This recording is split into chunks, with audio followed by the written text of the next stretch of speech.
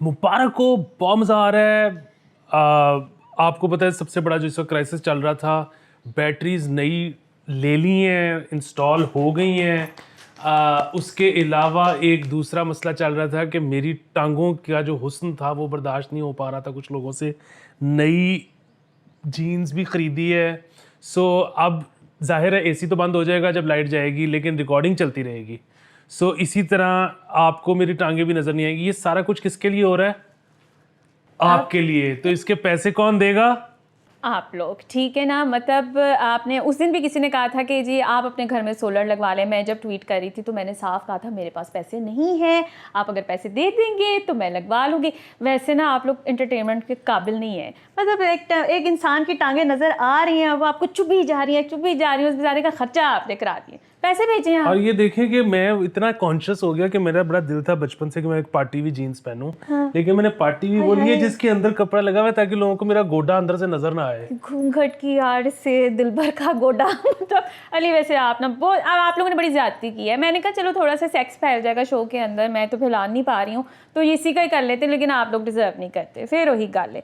लेकिन अच्छा हम आज आपको मिल रहे हैं तूफानी बारिश के साथ which was due and which was very important, वरना असी लगे जाना सी। लेकिन भाई उसके बाद जो औकात खुलती है ना प्रोजेक्ट्स की कि जो इस शहर के अंदर बने हुए CBD अंडरपास डूब गया फ़ौरन से पहले, ठीक है। And I am pretty sure कि उसको अब दोबारा उखाड़ के उसके नीचे जो सूरज का पूरा सिस्टम है ना उसको दोबारा देखा जाएगा कि इसका क्या किया जाए। और इसकी सबसे बड़ी मज़ेदार बात ये थी कि वहाब रियाज को उन्होंने कहा कि वहाब रियाज प्लीज़ पहुँचें वहाँ पर, वो जायज़ा लें अंडरपास करके वहाँ पर पानी खड़ा हुआ है 12:15 बजे। मैंने दसो प्रोविंशियल मिनिस्टर है स्पोर्ट्स का ओदा की काम सी अंडरपास के साथ। तो फिलहाल जो है हम लोग बहुत ज़्यादा तूफान से गुजर के आए और इसके घर में बिजली नहीं थी थ्रू आउट। एंड कितने घंटे रही? हाँ, 8 घंटे रात को बिजली नहीं थी। सो वो CBD मुझे लगता है कि क्योंकि करीब है कदाफी स्टेडियम के, इसलिए वहाब रियाज ने सोचा कि इधर पे अ विजिट। दूसरा ये कि वो जो था ना जिस वक्त बारिश हो रही थी उस वक्त वो डूबा हुआ था, और मैंने भी वो फुटेज भी देखी है, उसके बाद भी डूबा हुआ था CBD। जिस वक्त मैं घर से निकला हूँ ना और मैं कामयाबी से नहीं पहुंच सका जहाँ मैं जाना चाहता था, उस वक्त CBD सूखा हुआ था लेकिन CBD पैक था। और मुझे वहाँ से मुड़ के वापस वन वे की खिलाफ वर्जी करके घर आना पड़ा, क्योंकि मुझे सारे लोग ये बता रहे थे वहाँ पे जो ट्रैफिक रुकी हुई थी कि राइट लेफ्ट डूबा हुआ है। तो राइट लेफ्ट तो ऊंचा है, ब्रिज ये नीचे है, अंडरपास ये सूखा हुआ है, तो वो कैसे डूबे हुए हैं? खैर नो आइडिया, मैं वापस आ गया।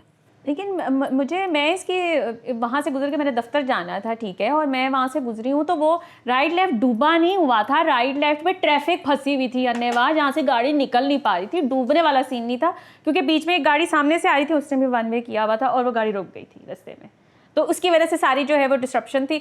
तो मुझे नहीं समझ में आई कि उधर क्या, लेकिन ये पूरा हद तक चांसेस है इसके दोबारा पुट के उसका निज़ाम नीचे से ठीक किया जाए, क्योंकि हमेशा ऐसे ही होता है, पहले घर बनता है फिर वो डूबता है, फिर उसके बाद वो कहते हैं अच्छा थले हुन ध्यान दिए। मुझे तो लगता है ये हम लोगों को ना ज़बरदस्ती निकालने की कोशिश है कि वो जो नए इलाके बन रहे हैं ना उधर जाके रहो, इतने कमर्शियली होएगा कम, घर वाले निकलें। मतलब पुराने जितने इलाके ना उनकी ट्रांसमिशन ठीक हो ही नहीं सकती, इलेक्ट्रिक उनके पानी खड़े होने के मसाइल ठीक हो ही नहीं सकते, भावें नवा पुल बना लो। ये बस मुझे लगता है कि छूट की तैयारियां हैं।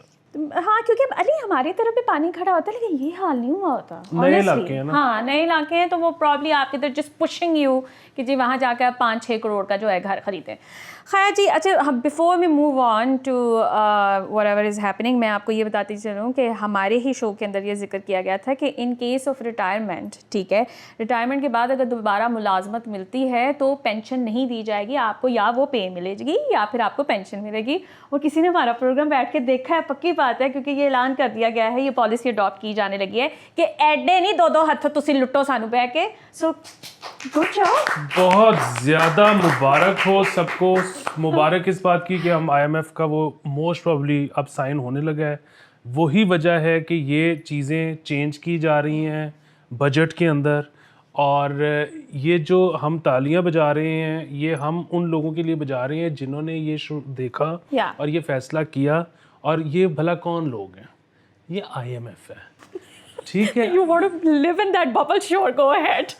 ये हमारे किसी देसी को नहीं ख्याल आया कभी भी, बल्कि ये ख्याल क्या सबको, सब ये कोई सीक्रेट चीज़ थोड़ी थी, सबको पहले दिन से पता था। हाँ। लेकिन सब दिहाड़ियाँ लगाते थे, आज भी लगा रहे हैं।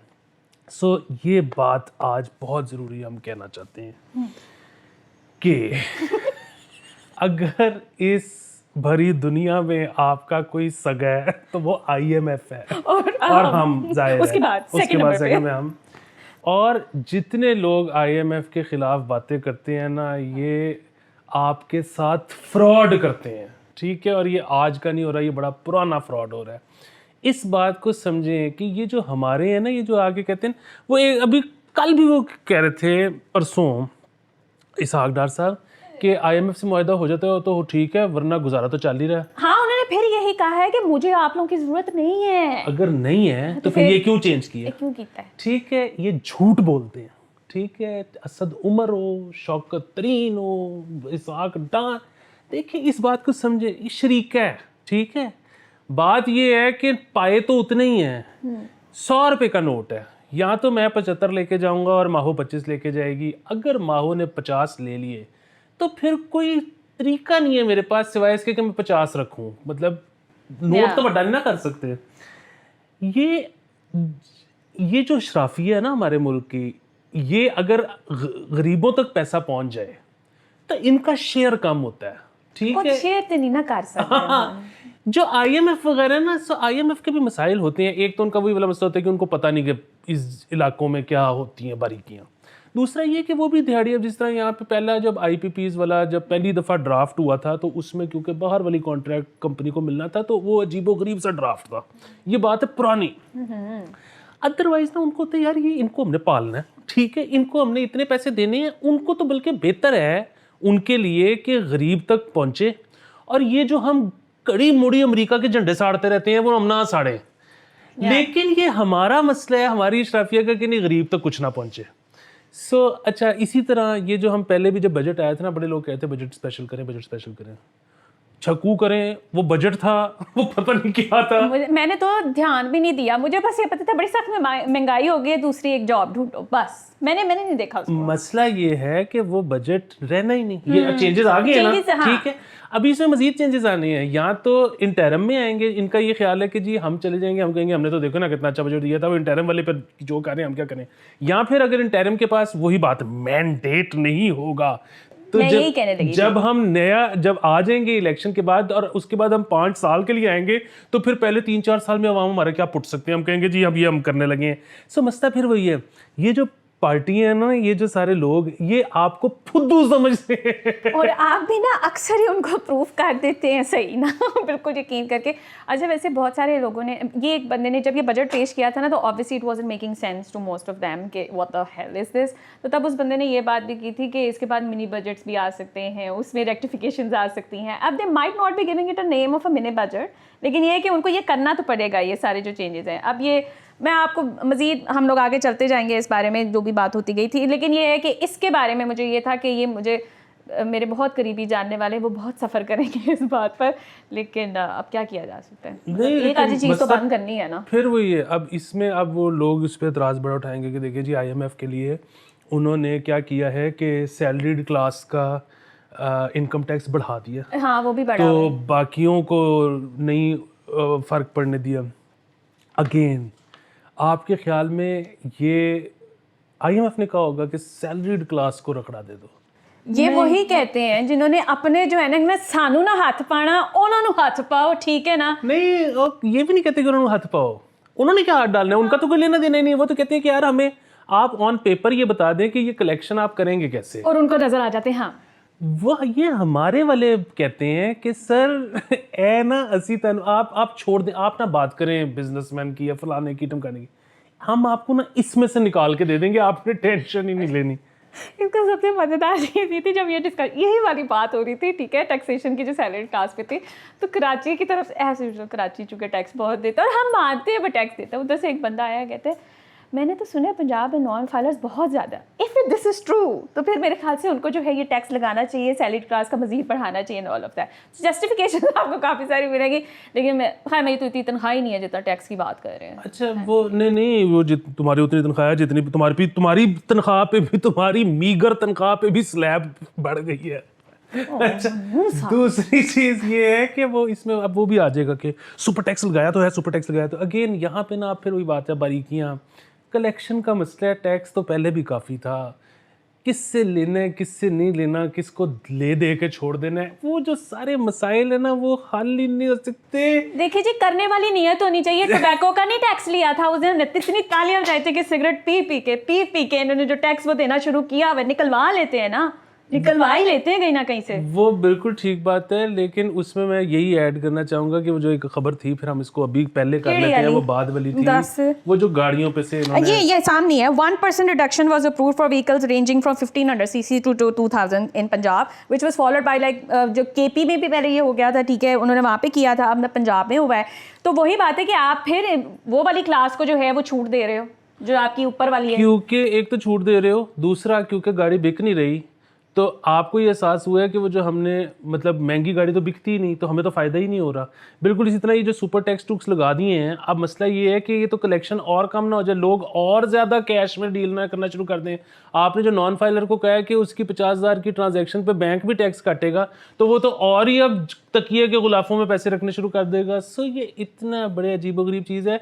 और वो जिस तरह आप कह रही थी ना कि जी हमने सिगरेट वालों से निकलवा लिए थे, एक तरफ इधर ये कम हो रहा है, ठीक है, गाड़ियों पे से टैक्स क्यों, क्योंकि बिक ही नहीं रही, दूसरी तरफ अल्कोहल पे कुछ 150% बढ़ा रहे हैं। खबरें मेरी तबाह कर रहा है मैंने जो पैटर्न, क्योंकि वो बिक रही है, वो बिक रही है, ठीक है। और मजे की बात क्या है कि हालात जितने खराब होंगे ना, ये एक ऐसी चीज है ये उतनी और बिकेगी, क्योंकि आप उनको समझ नहीं आना कि असि कितने जाइए, एंटरटेनमेंट तो यहाँ पर है नहीं, पीप ला के बैठो बस, ठीक है, शाम में गुजारोगे, तो उससे टैक्स भी आ रहा है। उन्होंने इमोशंस पे हिट किया कि इनसफरेबल है हमारी कौम इस टाइम पे, इन्होंने इधरों खिंचो, ये तो इनकी मजबूरी है कि करना जो लोग करते हैं, of course I am not including. हाँ नहीं, हम बहुत ही घटिया चीजें हम लानत भेजते हैं इस भाई, हम हमारी सेहतें इजाजत नहीं देती। हाँ, लेकिन ये है कि मुझे इसमें ये है कि असल में होना पता है क्या चाहिए, वो जिस तरह ब्रैकेट्स होती हैं ना आपकी इनकम के ऊपर टैक्स की, इसी तरह होना चाहिए कि पीने पे इतना टैक्स, वो बेशक ज़्यादा ना हो, लेकिन पी के दुखी गज़लें सुनने पे ना डबल कर दें टैक्स, कि साथ वाले महफूज रहें कि यार हमें तो ठस्सा भी नहीं बचा, हमारी तो मोहब्बत भी ठीक जा रही है, मतलब हम क्यों सुन रहे हैं ये, अपनी मिजरी हम पे तो ना प्रोजेक्ट करे ना। खैर अब बहुत ज़्यादा डिटेल हो जाएगी, फिर आप लोग बोलना शुरू करते हैं, बट एनीवेज लेकिन ये है कि हमने काफ़ी सारी आपको इस पर डिटेल दे दी कि किस पे टैक्स लग रहा है। और एग्रीकल्चर पे पहले उन्होंने कहा था कि वो जो खाद जो होती है ना उस पर टैक्स नहीं लगना, अब वो कह रहे लगना है। पहले उन्होंने रिजेक्ट कर दिया था, लेकिन अब उन्होंने कहा है कि जी लगने लगा है उसके ऊपर। तो खाद भी एक इतना बड़ी रंगबाजी है ना, वही वाला सीन इस पे भी। अगर मतलब काफ़ी लोग ये कहते हैं कि अगर हम खाद इंपोर्ट कर लेना तो हमें सस्ती पड़ जाए, ये जो हमने क्योंकि हमारे यहाँ पे खाद बनाने वाले हैं उनको क्योंकि हमने फ़ायदा देना है, तो हम उनको सस्ती गैस देते हैं पहले ताकि वो उससे खाद बनाएं। अच्छा, वो आगे से कई दफ़ा बिल भी पता नहीं देते हैं कि नहीं देते, क्योंकि लेकिन हमने इंडस्ट्री खड़ी कर दी है अपनी खाद की, क्योंकि वो बिल ही दे। इंडस्ट्री तुसी खड़ी कर देती है ना, इतने खान ਨੂੰ मिलता है ना, बाहर कोई खान की चीज़ जाती है सिवाय हुन गोश्त दे, ठीक है, कितनी को आपने इंडस्ट्री जो है वो बहाल की है, जरा फार्मर से जाके पूछो। खैर तो बहरहाल तो मसला ये है कि आपने ना, ये जब भी आपको कोई कहे कि बाहर वालों को गालियां निकालें, आपने नहीं निकालने, it is your own people every single time. हाँ, और मतलब ये फिर अगेन मैं जो कह रहा हूं कि आपको फुदू समझते हैं या आपने ये नहीं करना, इसमें हम दोनों शामिल हैं। हाँ। हम बेसिकली वही हैं इकट्ठे, हम आपके ही उसमें प्रॉब्लम्स, हमारी वही प्रॉब्लम्स हैं जिंदगी की जो आपकी हैं। हाँ, सो ये हम लाउड थिंकिंग कर रहे हैं, अपने आप को बता रहे हैं हमने अमेरिका के झंडे नहीं साड़ने। देखिए, अगर आपकी उर्दू नहीं समझ में आती, झंडे सड़ते हुए उन्हें नजर आ रहे होते हैं and they know exactly the sentiments, तो please don't do that. China is our friend, everyone is our friend, love है। बिल्कुल। अगर कोई फ्रॉड कर रहा है ना, तो ये है अपने ही गिराते हैं नशे मन पे बिजलियां। अच्छा जी, आगे आ जाती हैं। ऑब्वियसली आप लोगों का मोस्ट इम्पॉर्टेंट टॉपिक इस टाइम पर होगा और आप इंटरेस्टेड भी बहुत ज़्यादा होंगे, वो ये है कि बेंच बनया 9 बंदियां दा, 9 जजेस ऑनरेबल्स का, ठीक है जी। लार्जर बेंच बन गया फॉर द मिलिट्री कोर्ट्स, और उसमें पहले फाइज साहब सेपरेट हुए, फिर एक और नाम थे, मेरे सारे नाम नहीं मुझे याद रहते, वो सेपरेट हुए। उन्होंने यही कहा कि जी मतलब पहले वो जो प्रोसीजर है वो वाला जो बिल है उसको आपने क्यों उसका फैसला महफूज रखा हुआ है, पहले उसका करें, फिर उसके बाद ये होगा फलाना ढमकाना। ऑल्दो वी 2015 में जो है एक थी यही मिलिट्री ट्रायल्स के ऊपर जो है जस्टिस फाइज ईसा ने इसके इख्तलाफी नोट दिया था इसके अंदर, ठीक है, and he has been standing, और उन्होंने भी बंदियाल साहब ने भी कहा है अगेंस्ट एनु विल हैव विच खैर एनीवे वो बेंच टूटा, ठीक है, फिर वो दोबारा बेंच बना और आज भी मेरे ख्याल से कोई एक बंदा जो है वो निकल गया उसके अंदर से, once again I am really sorry with the names, ठीक है। अब सिचुएशन कुछ लोग कहते हैं कि जी मतलब जस्टिस फाइज ईसा साहब को तो अपनी पोजीशन तो पता चल गई है कि जी वो उन्होंने आना ही आना है as a chief justice, so he is you know taking a very careful take over this military court thing and he doesn't want to you know go all out against it now that he's in power. It could be one of those things, ठीक है, कि वो पंगा नहीं लेना चाह रहे हो, कह रहे हैं गऊ पोजा मामला आगे तक चले ही ना, ठीक है। अच्छा, लेकिन बाकी लोग जो हैं वो कह रहे हैं कि जी बंदियाल साहब ने बड़ी पॉलिटिक्स खेली है and all of that, which I could understand is the political thing कि हाँ उनको ले आए थे, ठीक है, वो उसके अंदर वो मुझे समझ में आता है, बट अब वो बेंच भी टूट गया, बाकी सब कुछ भी होगा, ये अब ये तो नहीं होने लगा तारीख पर तारीख तारीख पर तारीख and nothing will come out of it. हाँ देखें, सो मसला बता है कि इस अगेन हम इस बात पे तो क्या डिस्कशन करेंगे किसकी नीयत क्या होगी, लेकिन उनके पास बहाना तो बहुत अच्छा था, मतलब अगेन बहाना या बहाना गलत लफ्ज़ हो जाता है, रीज़न तो बहुत अच्छा था फाइज ईसा के पास कि जी जब तक ये फैसला नहीं होगा कि बेंचेस बनेंगे कैसे, जो बेंच बन रहे हैं वो उनमें मैं कैसे बैठ जाऊं। और एक और चीज़ ये कि उन्होंने जो एक और कमाल किया हुआ था, उन्होंने इससे इस बेंच के बनने से पहले एक खत लिख दिया हुआ था कि मैं अब किसी बेंच का हिस्सा नहीं बनूंगा क्योंकि वो वाला केस फंसा हुआ है। और उसके बाद मेरे ख्याल से एक उसमें ये भी मेरे ये सलाउद्दीन साहब ने ये बात की थी कि मतलब उन्होंने ये कहा था कि जी इमरान खान भी अगर किसी केस में मिलिट्री कोर्ट्स के वो केस के अंदर वो शामिल थे तो ये बात की गई थी कि जो इमरान खान जिस केस के अंदर होंगे उसके अंदर ये नहीं आ सकते फाइज ईसा साहब, ठीक है, he can not be a party to that case as well. तो वो लोग कह रहे थे कि वो भी एक सिचुएशन थी कि जिसकी वजह से फाइज ईसा साहब को बनाते हुए ही बंदियाल साहब को सोचना चाहिए था कि why did you add him when there was a case कि जी इमरान खान के साथ ये नहीं कर सकते, तो ये भी बात हुई थी। तो अब मुझे नहीं समझ में आ रहा है कि फाइज ईसा साहब या तो पावर का इस्तेमाल कर रहे हैं या मतलब आई डोंट नो।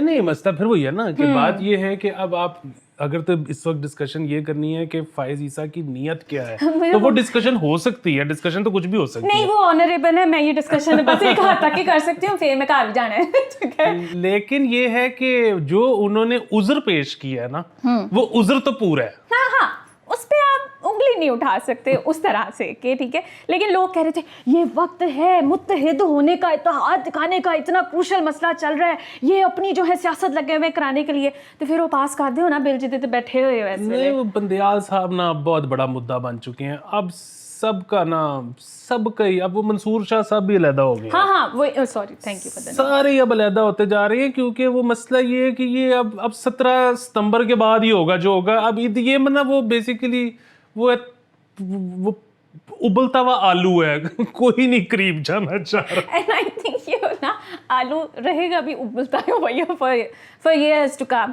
मुझे थोड़ी कम ही होप होती है कि इसका कोई पता। मुझे ज़रा ये बताओ फ़ारूक नसीम के अलावा कोई नहीं मिला था शहबाज साहब को रिप्रेजेंट करने के लिए? देखिए मसला वैसे क्या है, मैं यही कहता हूँ कि इस मुल्क में ना माइनस कोई नहीं होता, you just have to live long enough.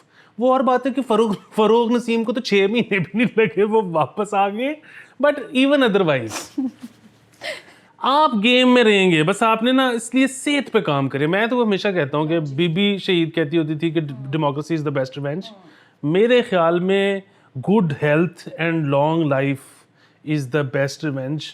सारों को अपने सामने मरता देखो, हाँ, और अपने आप को थ्राइव करता देखो कि ठीक है हर 6 महीने बाद वही शक्ला तानू नजर आंदियां ने, no matter how much you talk about change, ठीक है, कुछ नहीं चेंज होना, वही बंदे आपको मिलेंगे as long as they are alive. बिल्कुल, ये चेंज वाली बात से मुझे एक और याद है कि वो हमारे जो मेयर बने हैं ना कराची के, वो इस किस्म की बातें कर रहे हैं कि ये पानी से फारिग हो जाऊं, ये जो आजकल बारिश हो रही है 100 दिन में कराची को ठीक करने का प्लान।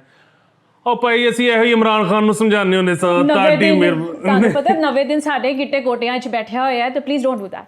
ये लोग आप क्यों गाली खाएंगे बाद में लोगों से, आप उनके दिल से उतर जाएंगे। आप अगर अच्छे भी हुए और आपने ज़िंदगी में आगे जाके बहुत अच्छे काम भी कर दिए तो भी आप रिजेक्ट हैं, क्योंकि 90 आपने जब कह दिया ना 100 दिन क्यों कह मतलब आप इंस्पिरेशन किसी और से हो जाएगा, आप डर से इंस्पिरेशन लें, आप दुआ करें, ठीक है, दुआ करें कि 90 डेज के अंदर ये मसला हल हो जाए। अच्छा, इजी सीन है। उसमें भी आ जाते हैं कि वो जो अब इन्होंने वो जो कहा ना कि जी स्पेशल फ्लाइट Flights हमने जा रही हैं अरेंज की parliamentarians है की। पार्लियामेंटेरियंस के लिए, उस पे फिर वो आ गया। एहसन इकबाल साहब ने उस पर बात की है, जवाब आया उनका। हाँ वो उनका भी आ गया और फिर वो वीलॉगर्स भी काफी सारे इकट्ठे हो गए कि झूठ है, पैसे वो मुफ्त नहीं है। वो तो जो क्योंकि पार्लियामेंटेरियंस जा रहे थे और उनको रोक लिया कि आप ना जाएं क्योंकि आप नहीं होंगे तो कोरम भी पूरा नहीं होगा, तो हमने जो बजट चेंज करना है वो कैसे करेंगे। तो वो अब क्योंकि उनको रोक लिया तो फिर उनसे रिक्वेस्ट की कि आप एक एक्स्ट्रा फ्लाइट हमें भेजने दें इनके लिए। सो वो ये वाला मामला था। और सदर वाला भी जो वो था, जा चुके हैं, सदर साहब जा चुके हैं। अलबत्ता मुझे इस टाइम ये नहीं सोचे कि जो वो आईनी बहरान होने लगा था मुल्क के अंदर, ओदा की बढ़िया फिर। सो लेकिन मसला क्या है कि ये जो बार बार कहते हैं दुआ करें, बार बार जो इस्लामी चीज़ें पेश करते हैं डार साहब। अच्छा वैसे डार साहब हमेशा से बड़े मतलब इस्लामी वो वाले थे मामलात उनके, बड़े मतलब रिलीजियस आदमी हैं, अपने आप को पेश करते हैं और यकीनन होंगे, हम बिल्कुल उस पर शक नहीं करते। लेकिन वही वाली बात है ना कि पहले इनका जो था वो ज़्यादा वो था कि दाता साहब बड़ा जाते थे और ये वो सारा मामला। अब जो है ना वो बार बार वो कह रहे हैं कि जी वो हज पे जाएं, वहाँ पे दुआ करें, ये वो। इनको ना मुझे फिर वही लगता है कि वो बेसिकली जो इनकी ऑडियंस है ना इस वक्त, वही है। ये बेसिकली जिसको इम्प्रेस करना चाह रहे हैं ना, क्योंकि अब इस वक्त ये बड़ा मशहूर हुआ है कि जी वो ताकतवर हलकों में जो इस वक्त जो लोग हैं वो बहुत रिलीजियस हैं। सो ये अब जो है ना ये ये जो सारे बयानात हैं ये अवाम के लिए हैं ही नहीं, ये एक बंदे के लिए हैं। But Ali the thing is है कि आपकी बात सही है, एक बंदे के लिए है, लेकिन अवाम इसी पे ही थ्राइव करती है। देखिए अगर वो उनके डिफेंस में, अगर डार के डिफेंस में कोई आ जाता है ना कि वो भी वीलॉगर्स एंड ऑल ऑफ दैट, तो फिर तो बहुत बड़ी बात है। अच्छा वो कितना शुक्र लगा कि अभी वो मरियम साहिबा और नवाज शरीफ साहब दुबई गए हुए हैं, तो वहाँ पे ना बड़ा शोर मच रहा था कि जी पाकिस्तान को अब उनको वो नहीं देना चाहिए प्रोटोकॉल, और अरबियों को भी उनको प्रोटोकॉल नहीं देना चाहिए, वो पाकिस्तान में हुकूमत का हिस्सा तो है ही नहीं। बड़ा ये शोर मच रहा था। तो फिर उनकी बार बार वो वीडियोस भी आ रही थी कि वो जा रहे हैं शों शों शों शों शों। चिट्ठी चढ़ा देने। किसी ने बताया, उसका मैसेज लिखा उस पर ट्विटर पे कि उनको नहीं मिला भाई प्रोटोकॉल, ना उनको पाकिस्तान ने दिया ना अरबियों ने दिए, और वो सारी गाड़ियां उनकी अपनी। वाह।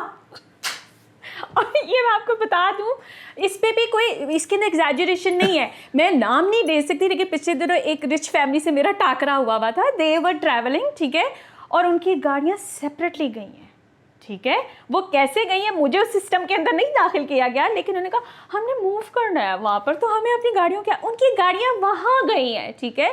तो this is a very common practice. So ये सारी गाड़ियां इनकी हैं नहीं है मुझे नहीं पता, लेकिन ट्विटर पे यही रिपोर्ट आ रही थी, या साथ में ये भी लिखा हुआ था कि ये अली डार साहब के घर पे रुके हुए हैं। Ali, wherever they go now, they have their houses, they have their cars, they also get their cars delivered. Now मैं तो inside out होके देख लिया ना कि यहाँ पे क्या हो रहा है, तो there is no exaggeration about this. मैं इस पे पूरा, मैं अंधी जो है ना, अंधा इत्मीनान है मेरा इस information के ऊपर। Anyway guys, we have crossed 20 minutes, which is way too much. ठीक है जी, आप लोग देखते रहिए और पैसे भेजते रहिए अगर आप चाहते हैं कि हम अपनी शलवारें और कपड़े पूरे पहन कर आया करें। Okay, bye bye.